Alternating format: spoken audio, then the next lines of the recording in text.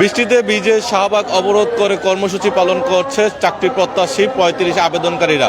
এই মুহূর্তে পুরো এলাকাতে তারা ব্লকেট কর্মসূচি পালন করছে এবং এই কিছুক্ষণ আগেও ঝুম বৃষ্টি ছিল, বৃষ্টিতে উপেক্ষা করে তারা কিন্তু এই আন্দোলন কর্মসূচি চালিয়েছে। এবং চারপাশে যে রাস্তাটি যদি আমরা একটু দেখাই আপনাদেরকে চেষ্টা করি, যে পুরো রাস্তাটি কিন্তু ইতিমধ্যে ব্লকেট করেছে এবং সেই ব্লকেটের মধ্য দিয়ে কিন্তু তারা চারপাশে এই মুহূর্তে শাহবাগে আন্দোলন করছে। এবং পুরো এলাকার পরিবেশটা আপনাদেরকে দেখানোর চেষ্টা করছিলাম। এখানে আন্দোলনকারী যারা রয়েছেন এবং তারা দীর্ঘদিন যাবত অর্থাৎ 2011 সাল থেকে কিন্তু তারা আন্দোলন কর্মসূচি পালন করছে এবং সেই আন্দোলন কর্মসূচির প্রেক্ষিতে ধারাবাহিকভাবে তারা সরকারের সাথে বিভিন্নভাবে তারা এই কর্মসূচি বাস্তবায়নের জন্য এবং তাদের যে আবেদনের সরকারি চাকরিতে আবেদনের বয়সসীমা 35 করার দাবিতে তাদের যে আন্দোলন কর্মসূচি সেটি অব্যাহত রয়েছে। এবং একই সঙ্গে এবং আমরা একটু আপনাদের সঙ্গে তাদের সঙ্গে কথা বলার চেষ্টা করব যে আপনারা আজকে আন্দোলন করছেন এবং ব্লকেট করছেন, আপনাদের দাবিটা কি কি? অ্যাকচুয়ালি আমাদের দাবিটা হচ্ছে আজকে যে 35 আন্দোলনটা বাস্তবায়ন হতে হবে আমাদের, কারণ সরকারের উচ্চ পর্যায় থেকে যদি কোনো বাণী না আসে আমরা এখান থেকে সরছি না। একটা বিষয় দেখবেন যে একটা স্টুডেন্টের অনার্স মাস্টার শেষ করতে সাধারণভাবে যদি ন্যাশনাল ইউনিভার্সিটি থেকে সে করে সেশন জট হয়, পাবলিক ইউনিভার্সিটিতে অনেক সময় সেশন জট হয়, সেখানে দেখা যায় 27 বছর 26 বছর লেগে যায়। তো তারপরে একটা স্টুডেন্ট সে প্রস্তুতি নিতে গেলে 30 বছর অলরেডি হয়ে যায়। তার এখন আপনি বলেন যে কিভাবে সম্ভব 30 বছরের সীমাবদ্ধ রাখা? আপনি পাশাপাশি দেখেন আমাদের পাশে ভারতের পশ্চিমবঙ্গে সেখানে চাকরিতে সরকারি চাকরিতে প্রবেশের বয়স হচ্ছে 36 বছর। আপনি যুক্তরাষ্ট্র কানাডায় 59 বছর। আপনি চাকরির রিটায়ারমেন্টের 1 বছর আগে পর্যন্ত আপনি সেখানে চাকরিতে সরকারি চাকরিতে আপনি জয়েন দিতে পারবেন।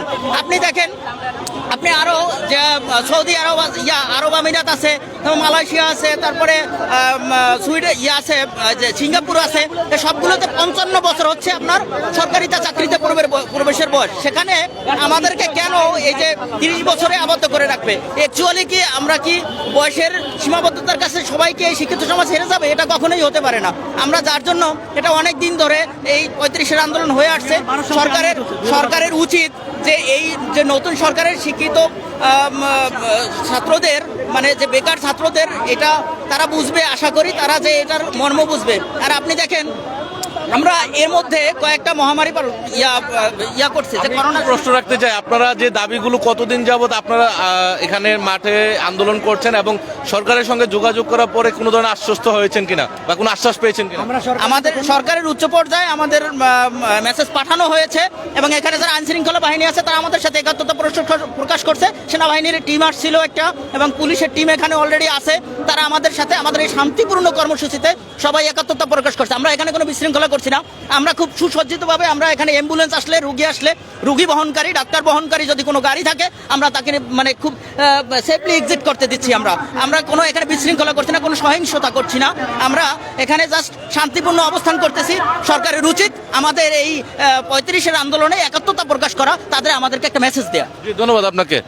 দর্শক, আমরা একজনের সঙ্গে কথা বলছিলাম এবং তিনি কিন্তু তার এই দাবি ক্ষেত্রে যৌক্তিকতা তুলে ধরেছেন। এবং আমরা এই মুহূর্তে যদি শাহবাগের পুরো জায়গাটা যদি আপনাদেরকে দেখানোর চেষ্টা করি, যে সেখানে ইতিমধ্যে কিন্তু চারপাশে যে রাস্তাটি কিন্তু ইতিমধ্যে ব্লক করে দেওয়া হয়েছে, অর্থাৎ তারা যে ব্লকের কর্মসূচিতে কিন্তু সেটা এসছে। এবং গত 5 তারিখে তারা সংবাদ সম্মেলন করেছে জাতীয় প্রেস ক্লাবে এবং সেখানে কিন্তু তাদের একটি 2 দিনের একটা আলটিমেটাম ছিল, অর্থাৎ 48 ঘন্টা আলটিমেটাম শেষে কিন্তু তারা এই মুহূর্তে এই রাজপথে নেমে এসছে। এবং এখানকার সার্বিক পরিস্থিতি যদি আমরা দেখানোর চেষ্টা করি এবং সেই জায়গা থেকে কিন্তু পুরো এলাকাটিতে কিন্তু এতে তারা ব্লকেট কর্মসূচি পালন করছে এবং শাহবাগের চারপাশে কিন্তু ইতিমধ্যে তারা তাদের এই আন্দোলন কর্মসূচি বাস্তবায়নের জন্য এবং সরকারের সুনির্দিষ্ট খুব দ্রুত সময়ের মধ্যে তাদের দাবি মেনে নেওয়ার জন্য আহ্বান জানিয়েছেন। এবং একই সঙ্গে যদি আমরা এখানকার সার্বিক বিষয়টি আপনাদেরকে দেখানোর চেষ্টা করছিলাম, যে পুরো এলাকাটি কিন্তু ইতিমধ্যে তীব্র যানজটের সৃষ্টি হয়েছে। তবে তারা এই মুহূর্তে জরুরি সেবামূলক যে গাড়িগুলো রয়েছে, যানবাহনগুলো, অর্থাৎ অ্যাম্বুলেন্স, ফায়ার সার্ভিস, গণমাধ্যম কর্মী, ডাক্তার, রুগীদের জন্য বহনকারী যে গাড়িগুলো রয়েছে সেগুলো কিন্তু ইতিমধ্যে তারা বাইপাস করার সুযোগ দিচ্ছে। এবং তার পাশে যদি আমরা একটু দেখি যে বারডেম হাসপাতালের সামনে যে রাস্তাটি রয়েছে এবং সেখানেও কিন্তু ইতিমধ্যে পুরো এলাকাটিতে কিন্তু তারা তাদের এই কর্মসূচি পালনের জন্য যথাযথভাবে তারা ব্লকেট কর্মসূচি পালন করছে। এবং সেখানে কিন্তু তারা যে পুলিশের যে ব্যবহৃত যে ব্রেকেটগুলো রয়েছে এবং সেই ব্রেকেটগুলো কিন্তু ইতিমধ্যে এই এলাকাটিতে করে ফেলেছেন।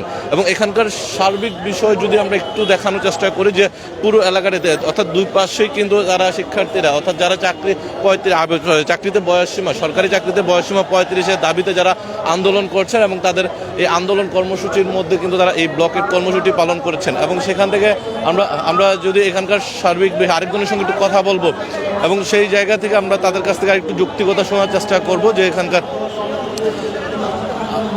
আমরা একটু আপনার সঙ্গে কথা বলি যে আপনারা যে ব্লকেট কর্মসূচি দেখলাম, আপনারা চারপাশে ব্লকেট করে এখানে আন্দোলন করছেন, এখন পর্যন্ত আপনাদের যে দাবিগুলো রয়েছে সেই দাবিগুলোর ব্যাপারে সরকারের সঙ্গে কথা হয়েছে কিনা বা কোনো ধরনের আশ্বাস পেয়েছেন কিনা? না, আমরা সকাল থেকে এখানে আছি, আমরা এখন পর্যন্ত কোনো আশ্বাস পাই নাই। তবে ঊর্ধ্বতন কর্মকর্তা পুলিশের কিছু ঊর্ধ্বতন কর্মকর্তা এখানে আসছিল এবং তারা জানাইছে, কিন্তু আমরা তাদের দাবি মানি নাই। আমাদের কথা বর্তমান যে ইন্টারিম গভর্নমেন্টে যে দেশটা চালাইতেছে তাদের মধ্যে থেকে কেউ এসে যদি আমাদের আশ্বাস দেয় যে আমাদের ৩৫ আন্দোলনকে মেনে নেওয়া হবে, তাহলে আমরা এখান থেকে চলে যাব। ধন্যবাদ আপনাকে। দর্শক, আমরা একজনের সঙ্গে কথা বলছিলাম এবং তিনি যেটা জানাচ্ছিলেন যে তারা সকাল 11টার পর থেকে এখানে আন্দোলন কর্মসূচির জন্য রাজপথে নেমে এসেছেন এবং সেখান থেকে তারা এই ব্লকের কর্মসূচি পালন করছেন এবং এখানকার যে দেখলাম যে দেখা যাচ্ছে যে এখানকার সার্বিক বিষয়গুলো নিয়ে এখানে যারা শিক্ষার্থীরা মানে চাকরি 35 প্রত্যাশী রয়েছেন তারা কিন্তু এখানে আন্দোলন কর্মসূচিতে অগ্রগতি হয়েছে এবং আমরা আরেকজন প্রত্যাশীর সঙ্গে কথা বলবো যে আপনি এখানে আন্দোলনে যুক্ত হচ্ছেন। জি, আচ্ছা, আপনার দাবি কি কি এবং কেন এসছেন? বিসমিল্লাহির রহমানির রহিম। আমি আসি, আমার একটাই দাবি যে আমাদের চাকরির বয়স 35 করতে হবে অবিলম্বে, এবং এই জায়গায় 10 থেকে 12 বছর চলতেছে আন্দোলন, কিন্তু যে সরকারি ছিল কিন্তু তারা কোনো গুরুত্ব দিচ্ছে না। কিন্তু আমরা চাই যে আজকের দিনের ভিতর আমাদের যে দাবি, এই দাবিটা তারা গুরুত্ব সহকারে দেখবেন এবং তা যদি না হয় চরম প্রতিশোধ নেওয়া হবে। ধন্যবাদ আপনাকে। দর্শক, আমরা এখানে তারা দেখলাম যে গত 5 তারিখে তাদের সংবাদ সম্মেলন থেকে 48 ঘন্টা যে আলটিমেটাম দিয়েছে এবং সেই আলটিমেটামের পরেই কিন্তু তারা রাজপথে নেমে এসছে এবং এখানে যাদের সঙ্গে কথা বলছিলাম তারা বলছেন তারা দাবি আদায় না হওয়া পর্যন্ত এবং ইন্টারিম গভর্নমেন্টের পক্ষ থেকে যদি কোনো ধরনের সুনির্দিষ্ট আশ্বাস না পাওয়া পর্যন্ত তারা তাদের এই আন্দোলন কর্মসূচি থেকে সরবে না।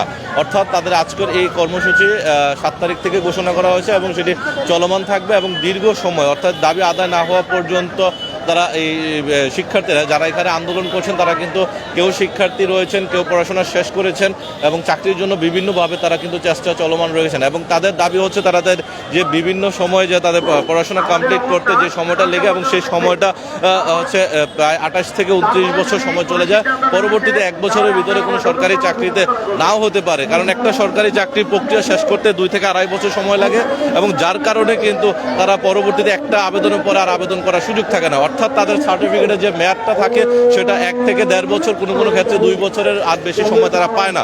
তো সেই জায়গা থেকে তারা এই চাকরির আবেদনের বয়স সীমা, তারা বলছে তারা চাকরি যাচ্ছে না, তাদেরকে মেধা যাচাইয়ের জন্য আবেদনের যে বয়স সীমাটা রয়েছে সেটি হচ্ছে 35 করার দাবিতে মূলত তারা আজকের এই আন্দোলন কর্মসূচি করছে এবং আমরা এখন থেকে সর্বশেষ তথ্য আপনাদের জানানোর চেষ্টা করেছিলাম শাহবাগ থেকে। পরবর্তীতে আবারও যুক্ত হব নতুন আপডেট নিয়ে এবং পরবর্তী এইখানকার সার্বিক পরিস্থিতি জানানোর চেষ্টা করব। সে পর্যন্ত ভালো থাকুন, সুস্থ থাকুন, ইত্তেফাকের সঙ্গেই থাকুন।